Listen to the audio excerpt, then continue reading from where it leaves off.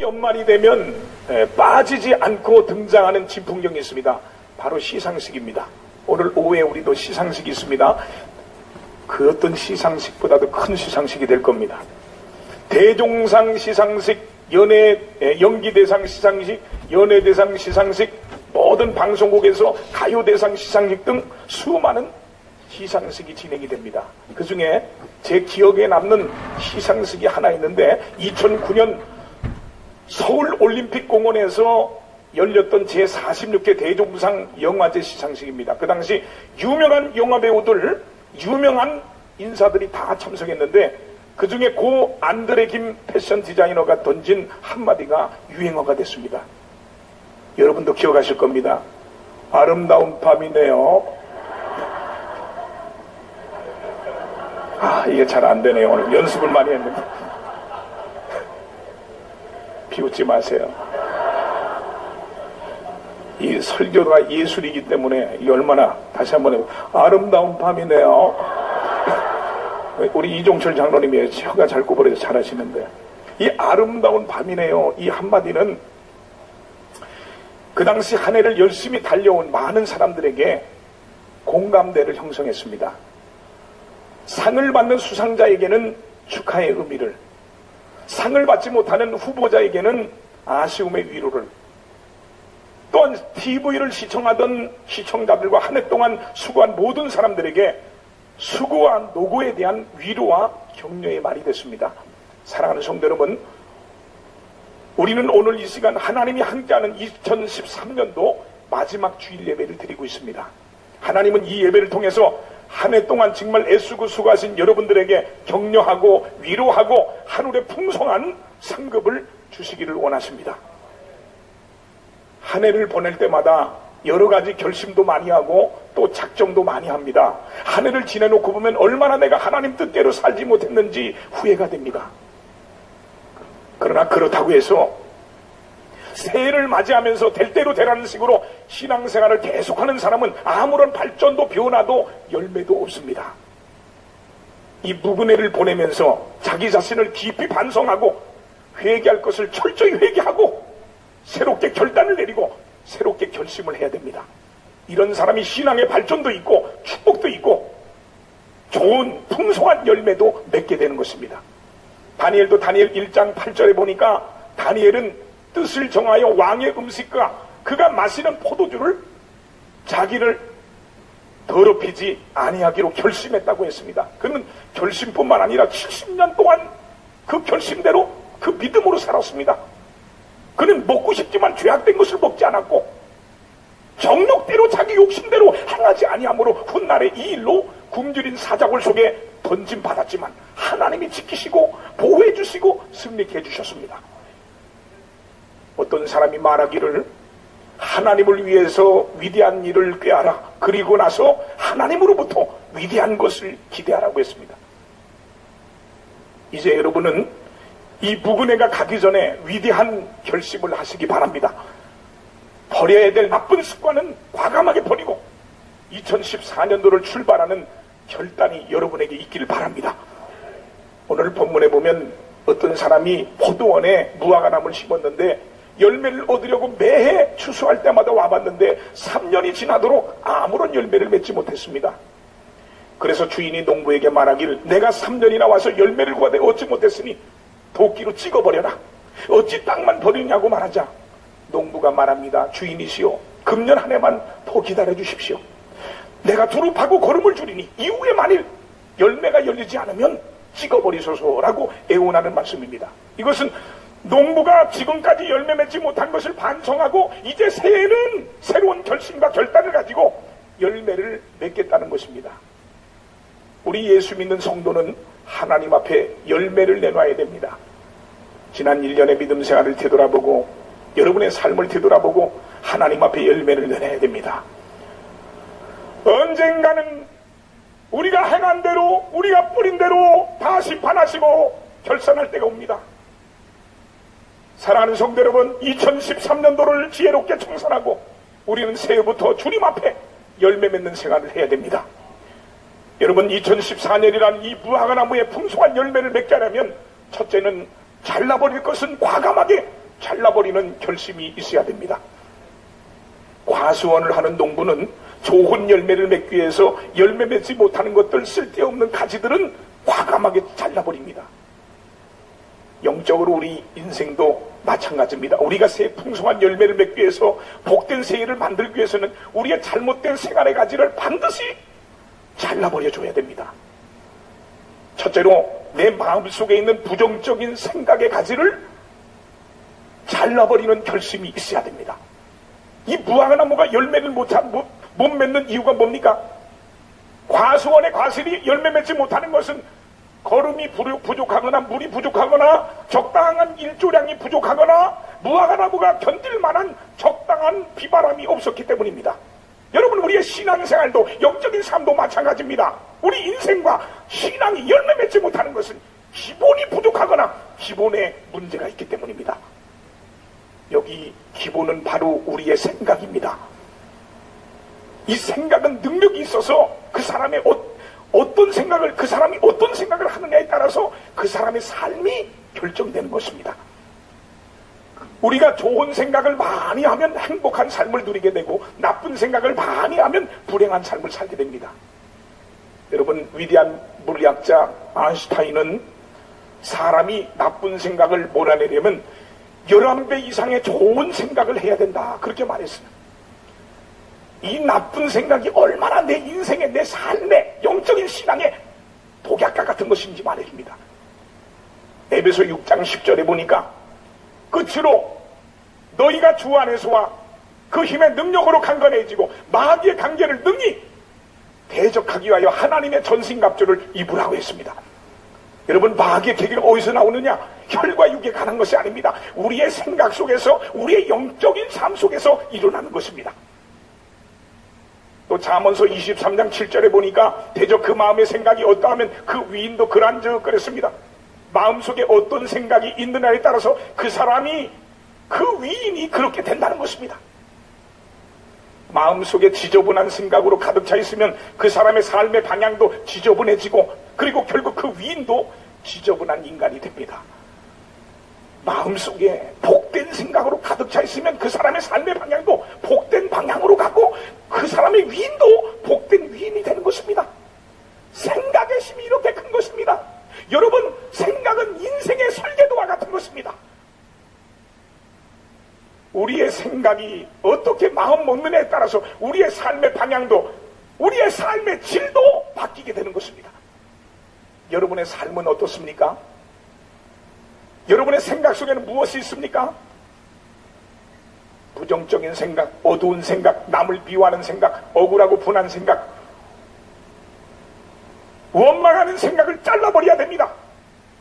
그러나 하나님 말씀에 사로잡혀서 하나님의 생각, 긍정적인 생각, 좋은 생각, 아름다운 생각, 믿음의 생각으로 사는 사람은 반드시 복된 열매를 얻게 된다는 것을 믿으시기를 주님의 이름으로 축원을 드립니다. 두 번째, 우리가 잘라버려야 될 가지는 우리의 말 속에서 부정적인 말의 가지를 잘라버려야 됩니다. 적당한 영양분을 취하지 못한 무화과나무는 아무리 노력한들 좋은 열매를 맺을 수 없는 것처럼, 우리의 생각이 올바르지 못하면 바로 우리의 말에서 원망하는 말, 자랑하는 말, 남을 흉보는 말, 남을 비평하는 말의 가지들이 무성해집니다. 우린 이런 부정적인 말들을 잘라버려야 됩니다. 불신앙의 말들을 잘라버려야 됩니다. 성경에서 에베소 4장 29절에 보니까 무릇 더러운 말은 너희 입 밖에도 내지 말라 그랬습니다. 말의 능력을 알아야 됩니다. 어느 교회에 이 집사님이 있었습니다. 자녀 사랑이 남달랐는데 이 말이 늘 거칠었습니다. 아들이 사춘기가 되자 공부는 안 하고 맨날 컴퓨터 앞에 앉아서 오락만 합니다. 또 이성의 눈을 뜨기 시작해서 아들과 힘겨운 싸움을 합니다. 그러던 중 한 번은 형편없는 기말고사 성적을 받아본 이 집사님이 홧김에 아들에게 공부도 못하는 게 무슨 오락이냐, 누구를 닮아서 그러니 차라리 나가 죽으라고 핏잔을 줬습니다. 그런데 그날 밤 이 아이는 아파트 옥상에 올라가서 신발을 벗고 뛰어내려서 싸늘한 시신이 됐습니다. 이 집사의 생각 없이 내뱉은 말 한마디가 아들을 죽음으로 몰고 갔습니다.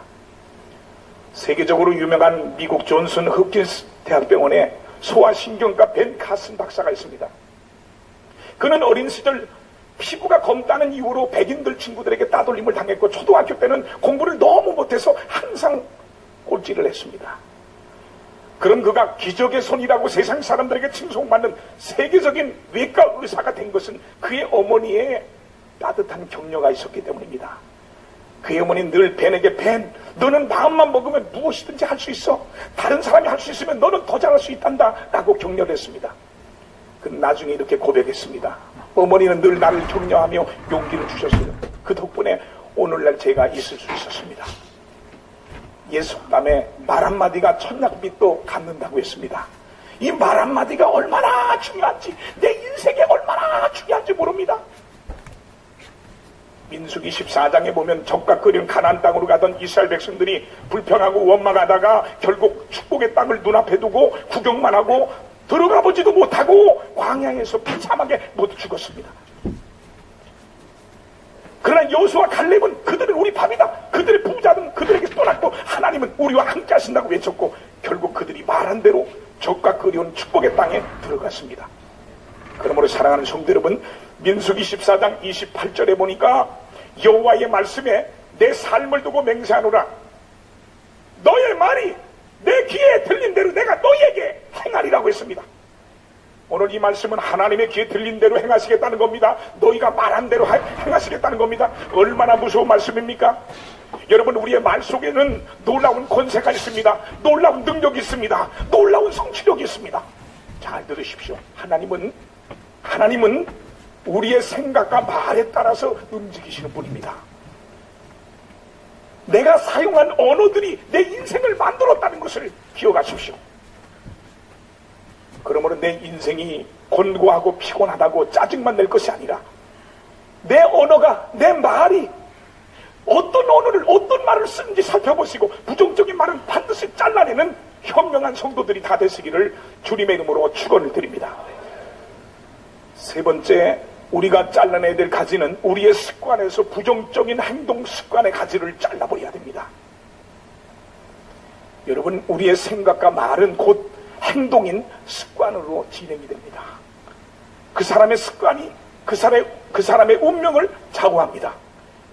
어떤 사람은 임금님 수라상에 올라갈 만한 금그릇 같은 사람인데 한 가지 좋지 못한 습관과 버릇과 성품 때문에 강아지 밥그릇만도 못한 사람이 있습니다. 옛말에 3살 버릇이 80까지 간다는 말이 있습니다. 어릴 적 습관이 얼마나 중요한 것인지 말씀하고 있는 겁니다. 그래서 이것이 어릴 적 습관이 얼마나 중요한지 그래서 이런 모토를 가지고 어느 모 방송국에서 우리 아이가 달라졌어요 라는 프로그램을 만들었습니다. 말을 안 듣고 때를 쓰고 악을 쓰고 난폭한 아이들의 잘못된 그 버릇과 습관을 바로잡아주기 위한 프로그램인데 상당히 부모님들에게 인기가 있었습니다. 이런 문제를 위해서 전문가 선생님이 등장해서 2주에서 2달 정도 아이들의 그 잘못된 습관이나 버릇을 교정시켜 줍니다. 그러고 나면 놀랍게도 아이들이 온순해지고 착한 아이로 바뀝니다. 그런데 반드시 결론 부분에서 빠지지 않고 똑같은 내용으로 치료를 담당했던 선생님의 당부는 대부분 아이들의 잘못된 습관이나 버릇은 아버지나 엄마의 잘못된 무의식적인 습관이나 잘못된 사랑 방식에서 아이들이 잘못된다는 것입니다. 그래서 이 습관은 놀라운 힘이 있습니다. 이 습관이 얼마나 무서운지 모릅니다. 어떤 습관을 갖고 있느냐는 매우 중요합니다. 내 삶에 있어서 어떤 습관을 갖고 사느냐. 오늘 우리도 영적인 좋은 습관을 가져야 될 줄 믿습니다. 예배드리는 습관을 가지시기 바랍니다. 기도하는 습관을 가지시기 바랍니다. 찬송하는 습관을 가지시기 바랍니다. 감사하는 습관을 가지시기 바랍니다. 사랑하는 습관을 가지시기 바랍니다. 용서하는 습관을 가지시기 바랍니다.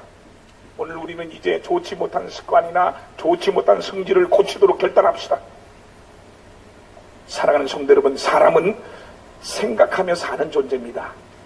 우리는 말 한마디, 행동 하나하나 생각해야 됩니다. 그리고 이 생각은 말과 행동으로 이어지는 것입니다. 그래서 우리가 어떤 생각을 하느냐에 따라서 삶의 양식이 달라지는 것입니다. 내 가정, 내 사업, 내 직장, 내 교회를 위협하는 부정적인 생각, 부정적인 말, 부정적인 행동을 과감하게 잘라버립시다. 나무가지에 쓸모없는 가지를 잘라내듯 잘라버리시기 바랍니다. 그리고 우리의 생각마다 주님을 사모하고 말마다 주님을 증거하고 걸음마다 주님과 통행함으로 우리의 잘못된 신앙생활, 우리의 잘못된 생각과 습관을 잘라버리고 열매 맺는 복된 인생이 되기를 주의 이름으로 축원합니다. 그리고 2014년도 우리가 풍성한 열매를 맺기 위해서는 두릅하고 거름을 주어야 됩니다. 주석에 보니까 두릅파서에서 파다라는 말은 헬라어로 스케토라는 말로 우리 주변에 있는 흙을 긁어서 부드럽게 해주는 것을 의미합니다. 뿌리 주변의 흙을 부드럽게 해주고 거름을 주는 이 특별한 별에는 3년 동안이나 열매 맺지 못한 무화과나무가 열매를 맺기 위해서 반드시 필요한 작업입니다.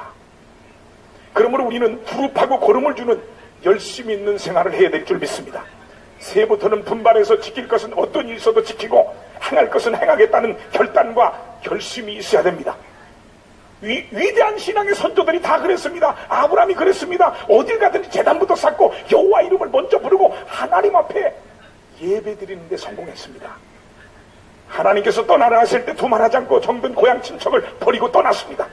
내쫓으라 할 때 하갈과 이스마엘을 인정사정 보지 않고 내쫓아버렸습니다.